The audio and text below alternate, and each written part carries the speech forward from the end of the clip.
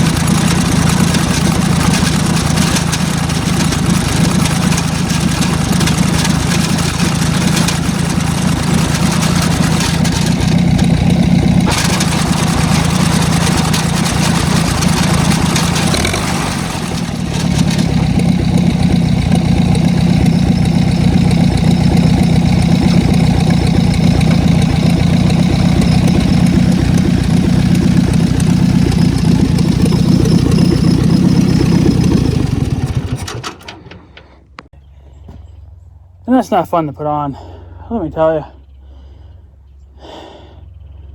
I don't know who the hell built the son of a bitch, but they, at one time, somebody, you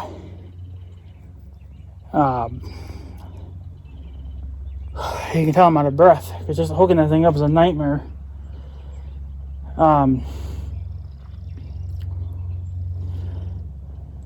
I don't know. It's just, it's a pain in the ass. It's like one of the bolts or nuts is ever so slightly smaller than the other ones. So you can see my big tool collection on the floor that it took to put that son of a bitch on there. So if I wanted to cut hay with it, it's going to be interesting. I've only, I can't fold it up all the way. You're supposed to be able to fold these things up even with the mower on. But there's something that gets in the way.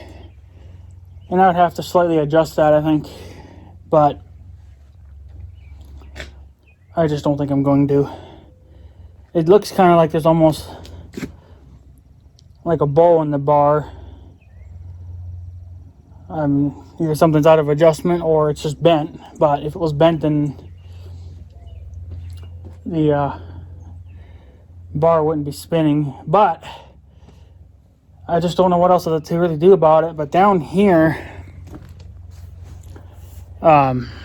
see, I don't know how it's going to show up on camera. It's on the sickle side.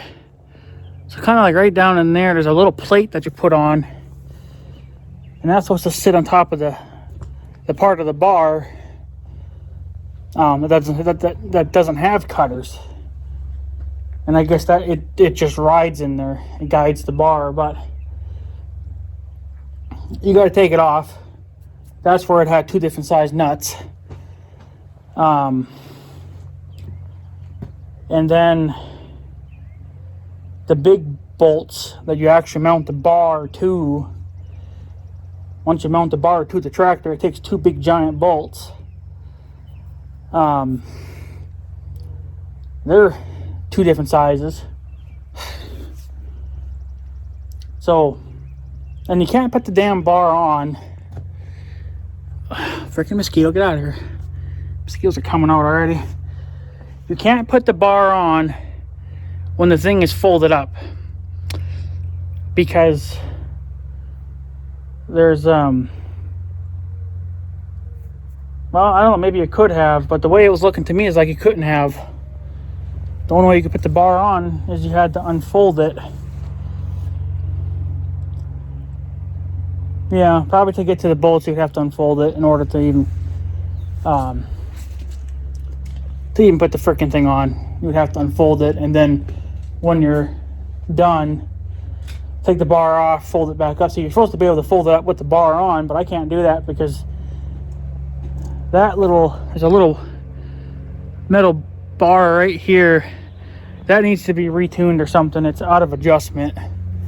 It hits that whatever chain there or whatever, and it doesn't it just doesn't allow it to yeah, it just doesn't let you, it just, yeah, it's a nightmare. So I've lubed everything up, and I don't know what kind of oil these gearboxes take. There's at least 2 of them. Freaking mosquito, get out of here. You got the one down there, obviously. That's a gearbox. And then you actually have another little gearbox right down in there. And they require oil of some kind. And it looks like if you turn them, there's no dipstick or anything on these. It looks like if you turn them a certain way, then there's a hole that goes through the shaft that's in the center of that gearbox. And then you upright that hole, and then you can stick a piece of wire or something down in there. I guess to give you a rough idea. It says, I think in the book, how much is required, but for what gearbox, I don't really know. I thought they said it'd be 2.5. Was it 2.5 pints? Or was it, no, that'd be way too, I don't know, I don't fucking remember, but it was, yeah, I'm looking at the book here.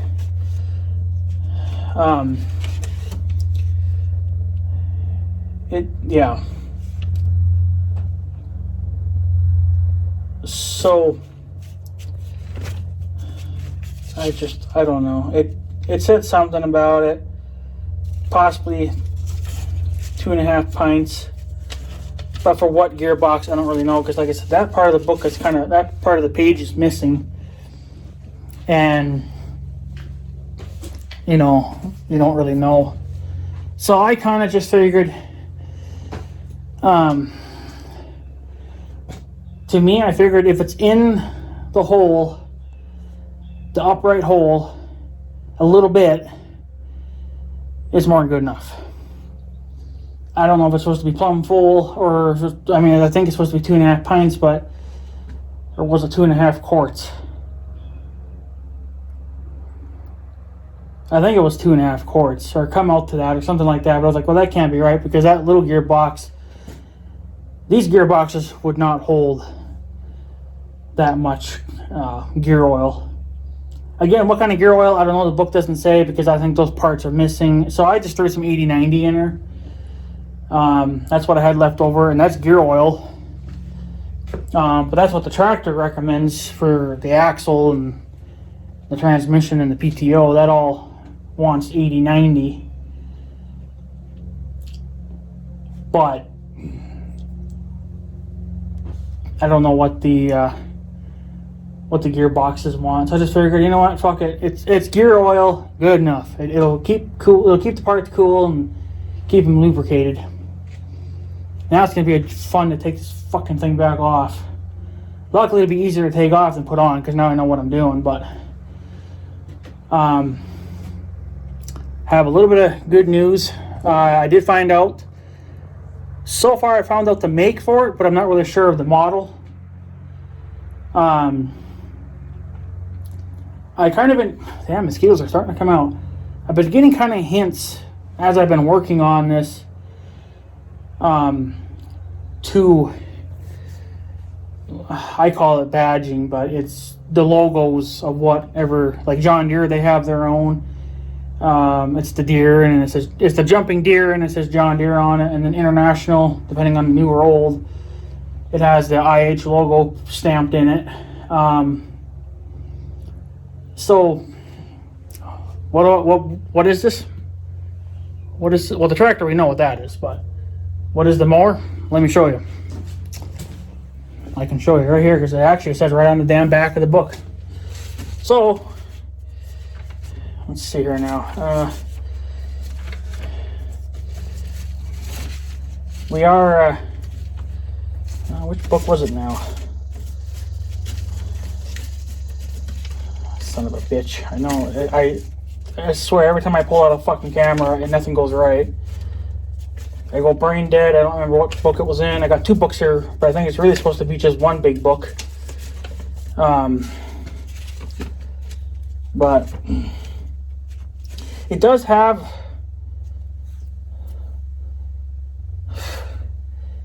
it does show here, get out of here, frick, you're buzzing the piss out of me. That air cylinder, on most tractors that would be vertical.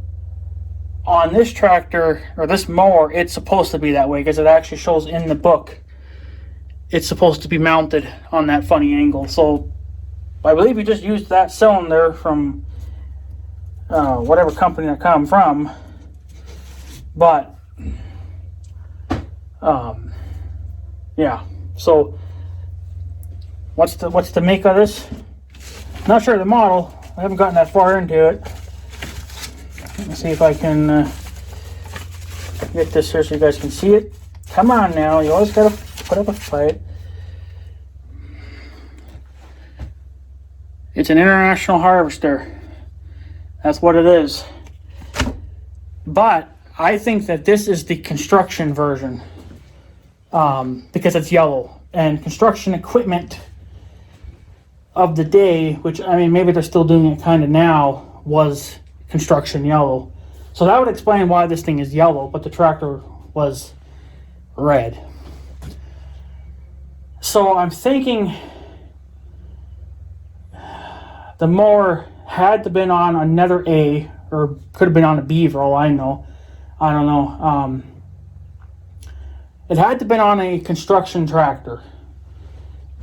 And usually tractors are yellow when they're being used to mow ditches, like roadside ditches and power lines and stuff like that.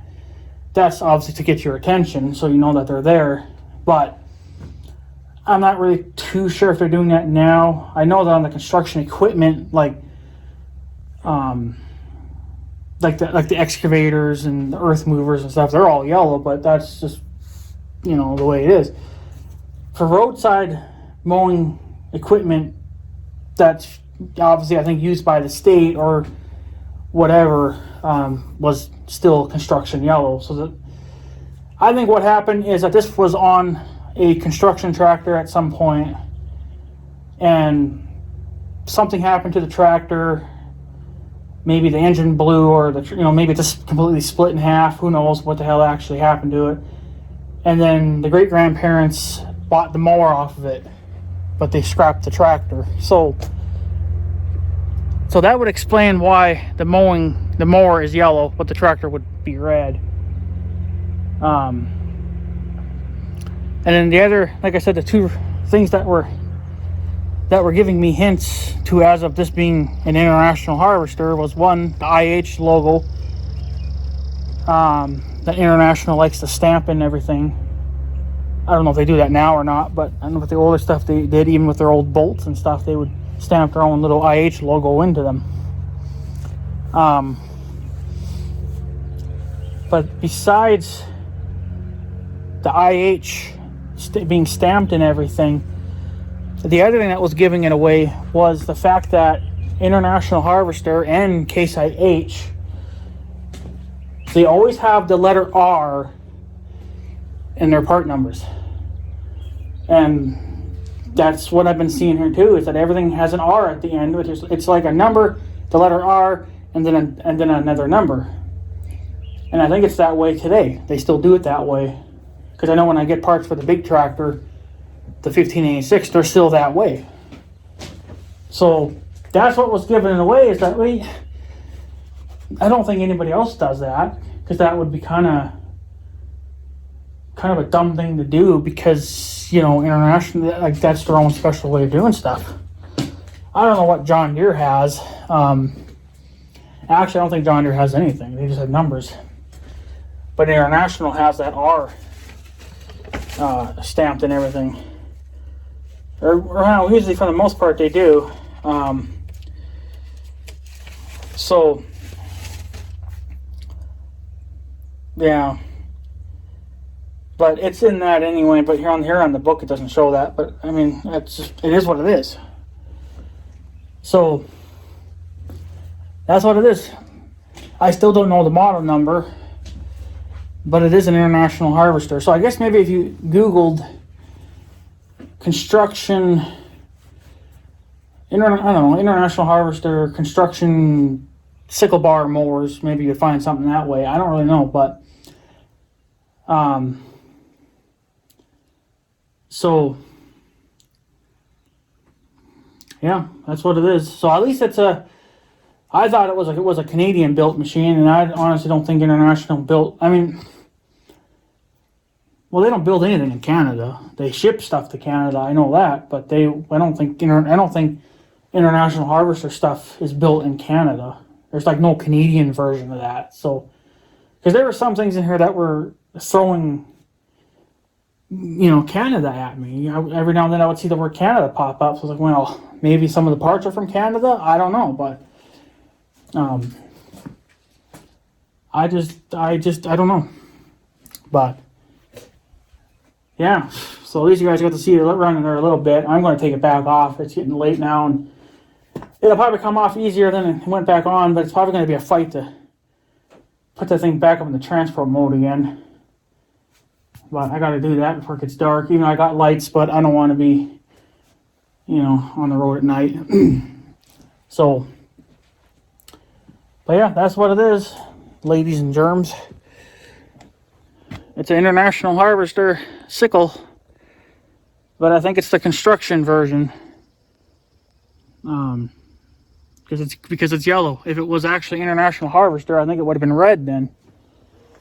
So, like I said, I think this was on another tractor at one point, and then that tractor said "see" on the other side, and then the great-grandparents bought the mower off that tractor and they stuck it on this one.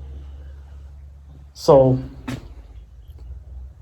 I don't know, but then it could have been somebody else before them too. Like I said, I don't know how they bought this tractor. I know that the great-grandparents had to add this. This is not factory. This here, they put this on. They beefed up the mower because, maybe it was stretching out the frame too much. But they added this. And this is actually standard too. It's a special option. The sickle bar holder. Or the sickle holder. But this one's all beat to shit now. But you could easily probably remake a new one. It was here. It was on the book here too. So that's actually... yeah, that's part of it.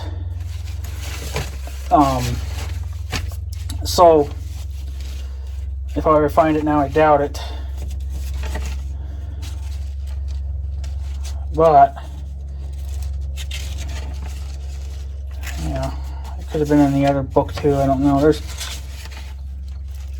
like I said, it's supposed to, I think, be all one big book, but it's so here it is. It says here how to put the mower on. Or put the bar on, but I didn't understand any of this. It sounded kind of confusing, but honestly, I think it's on there now. Now I just have to undo all that. So, yeah, right here. Knife rack, special. So, the only thing that's different, though, about this one is that you're supposed to have straps that bungee around your bars, and we don't have that. These just sit on there, so I don't know quite if that's like a factory one or if this is a homemade one. I kind of think it's homemade because it's got wood on it, but back in the day, everybody used wood, so it could be a factory thing or it could be a homemade thing, but I always figured got to be homemade, because you know how people were back in the day. They were actually fucking geniuses and actually knew how to build their own shit. Now we gotta fucking go to China to get our crap. I'd have to build the shit myself. At least I know how, you know, I would build it tougher, build it right the first time. So, but yeah, at least we know what she is. Now just to take her apart and put her back up in the transport mode and get her back to the farm. That's the only reason I brought it here, was to put the bar on. Just to see how it would turn out. So, but that's pretty much what it would look like with the bar on it. So, but that, because the battery can't stay there, it's obviously never going to work. I got to get a smaller one for it, but I just kind of rigged it up there for now, just so I could start it. I tried hand starting it, but I just don't have the strength for that. Plus now I'm getting tired and it's getting dark out, so this all has to come back apart again. So, but anyways, guys, I guess that's pretty much it. That's what's going on there. She's an international harvester. I think it's just a construction version. You know, because everything that they used on the roadsides was yellow. So, I guess that would explain that. So, but yeah, anyways, guys, I'm going to take off. So, I guess have a good day and stuff. So, yeah. Thanks for watching, guys. Take her easy.